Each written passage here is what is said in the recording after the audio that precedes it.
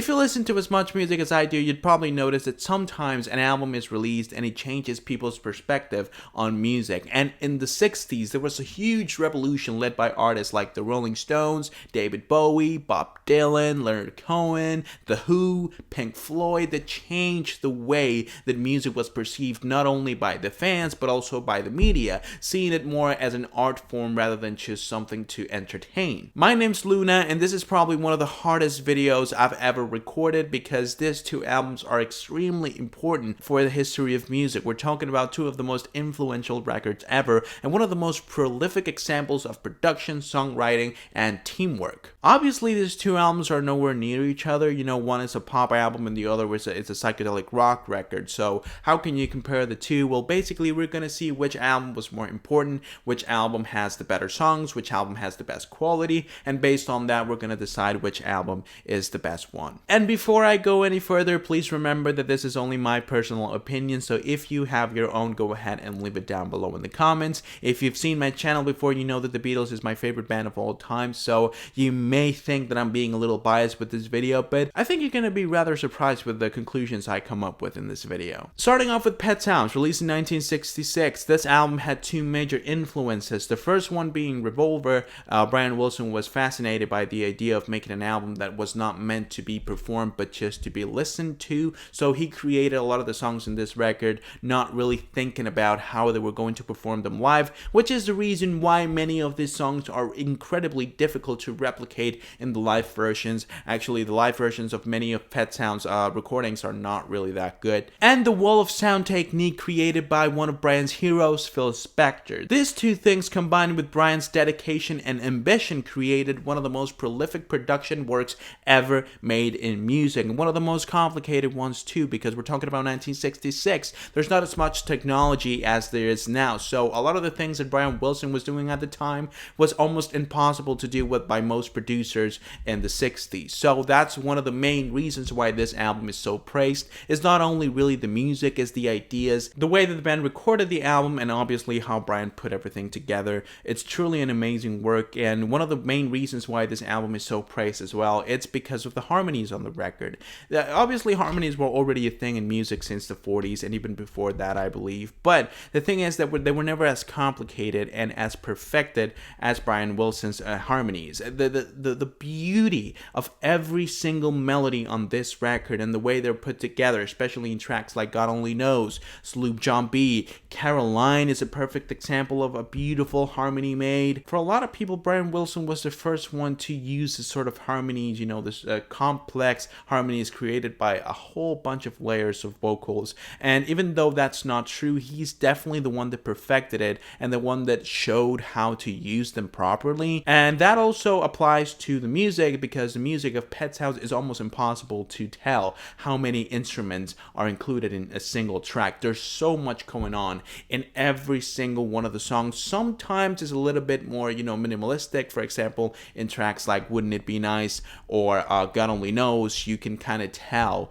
what's going on in the instrumentation. But in most of the songs, especially tracks like Sloop John B, Carolina again, Here Today, Don't Talk, Put Your Hand on My Shoulder, there's so many things going on in the instrumentation. Even though the tracks are not really that fast or are not really that loud, it's just that there's so many layers to the instrumental that you can't tell one thing from the other. You just take it as one big sound, which again, it's pretty much the point of this wall of sound technique, and it works really well with the album. For many people, this is also the first concept album ever made, and that is a fucking lie, because before this album we do have Revolver and Rubber Soul by the Beatles, which are also basically concept albums or albums that follow a certain theme musically. And even before that, you have In the Wee Small Hours of the Morning by Frank Sinatra, and countless jazz albums by Miles Davis, by Charles Mingus. But this was one of the first ones and one of the most popular ones, and one of the albums that influenced a lot of other artists to look into this concept album thing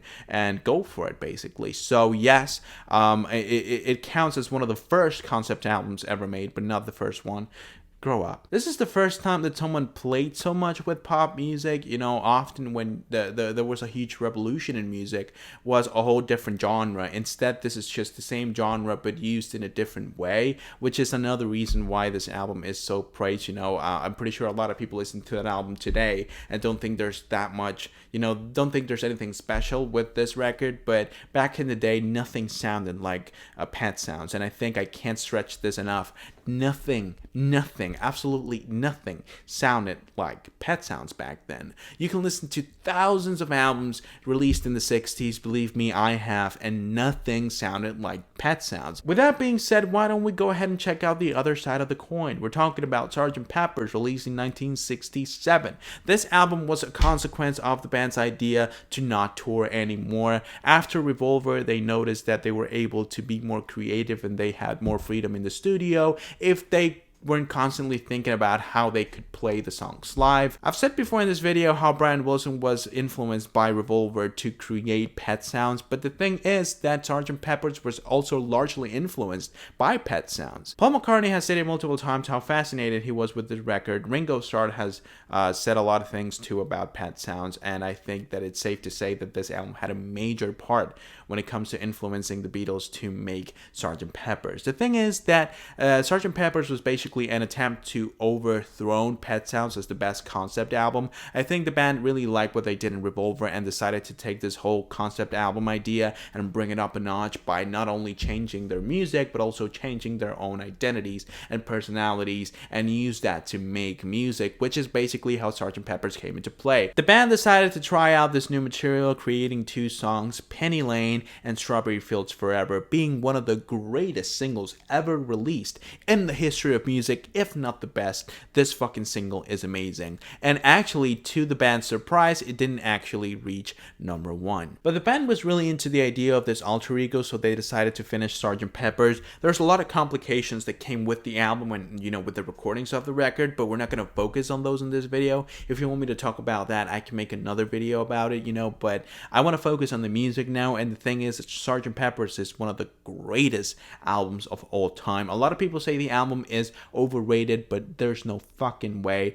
Obviously, the album isn't as impressive as it used to be because, you know, it's been more than 50 years since the album was released, so obviously we don't have the shock factor that the album had back then. But back then, this album was an even more unique than Pet Sounds. And while you could argue that the quality of the songs in this record isn't really as good as the one in Pet Sounds, it's also because they're a lot more daring, they're a lot more unique. You take a track like Lucy in the Sky with Diamonds, which is an incredible psychedelic rock song, and you put it up against any song in Pet Sounds, and while some song in Pet Sounds may be more prettier or may be more enjoyable, no song is as interesting as Lucy in the Sky with Diamonds. Not only that, but there were a lot of things that were introduced with Sgt. Pepper's. For example, one song introducing the other when it comes to the intro track, the title track, Sgt. Pepper's Lonely Hearts Club Band, introducing Billy Shears, and then you have With a Little Help from My Friends, sang by Ringo Starr, which, you know, his alter ego was Billy Shears, so basically the intro track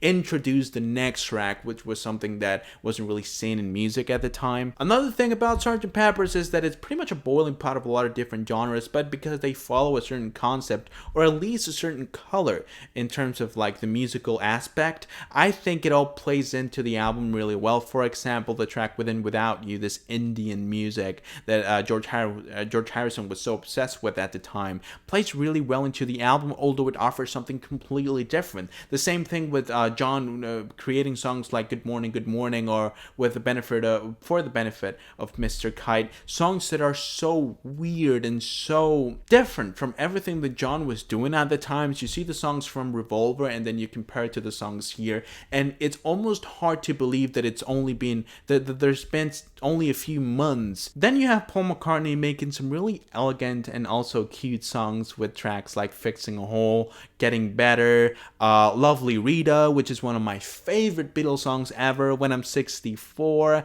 and also the incredible duo, the best collab between Paul McCartney and John Lennon, A Day in the Life, which is one of the greatest songs ever made. But that's only when you're talking about the songwriting of the record. It's definitely more unique and it's definitely more creative than the one seen in Pet Sounds, but Pet Sounds has something really important too, and that is production, dude. The way that Brian Wilson modified pop music is something that influenced a huge amount of people, not only in the underground of music and all of this alternative movement that was going on in the 60s, but even today a lot of people use techniques that Brian Wilson basically popularized or even created. A lot of the people use the same techniques for harmonies, for example. A lot of the people use the same chord progressions. Pet Sounds basically shaped the way that pop music sounded, not only in the 60s, 70s, or 80s, but 90s, 2000s, and 2010s.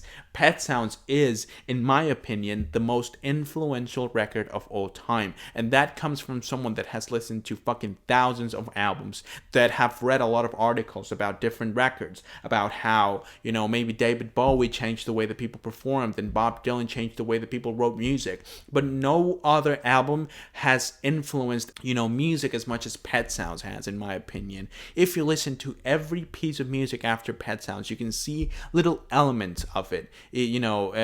Especially when it comes to pop music, obviously. I'm not expecting you to hear something from Black Sabbath and say, oh yeah, it sounds like Pet Sounds. Obviously no, but when it comes to pop music and all of its different subgenres, almost all of it comes from the mastermind of Brian Wilson when he created Pet Sounds. So I believe that even though it's really, really tight, and even though depending on the day, I may enjoy Sgt. Pepper's way more than Pet Sounds, I would say that Pet Sounds win this fight because it's just for me the most influential album ever. It's clearly a masterpiece, and it just shows how much you can do with music and how you can shape music the way you want it to be shaped. Brian Wilson had an idea that was really simple and just kept adding stuff to it and created something that was so unique and so special and so beautiful, So yes, I do think that Pet Sounds is better than Sgt. Pepper's. I enjoy Sgt. Pepper's a little bit more, and I think that the Beatles were way more creative than Brian Wilson. I don't really think this whole fucking conspiracy theory that actually the Beach Boys are way better than the Beatles, but they were overlooked because they were not part of the British invasion or whatever. I think the Beatles are way better than the Beach Boys, and actually the Pet Sounds is pretty much the only album that was as important as a Sgt. Pepper's. But the Beatles have multiple albums that are as important as Sgt. Pepper's, like Abbey Road, like the White Album, like Rubber Soul, like Revolver. I would argue that some of these albums that I just named are even better than Sgt. Pepper's. So I do believe that the Beatles are a better band, but when it comes to Pet Sounds and Sgt. Pepper's, Pet Sounds takes the win for me. But there is one album that I think can offer Pet Sounds a better fight. So if you want to see that video, go ahead and leave a comment down below and I'll make sure to check that one out. With that being said, that'll be it for today's video, guys. I really hope that you enjoyed. If you did, go ahead and leave a like down below and subscribe to the channel so you don't miss any other videos that I upload.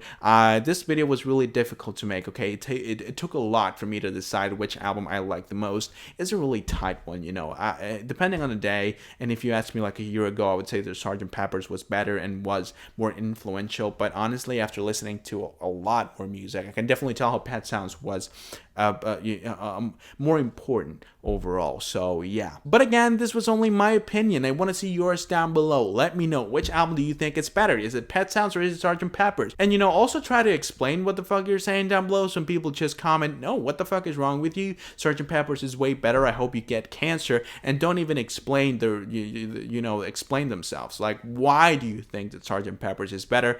I want to see your comment down below. With that being said, once again, I hope that you enjoyed, and I hope that I can see you guys soon with a new video. But until then, bye.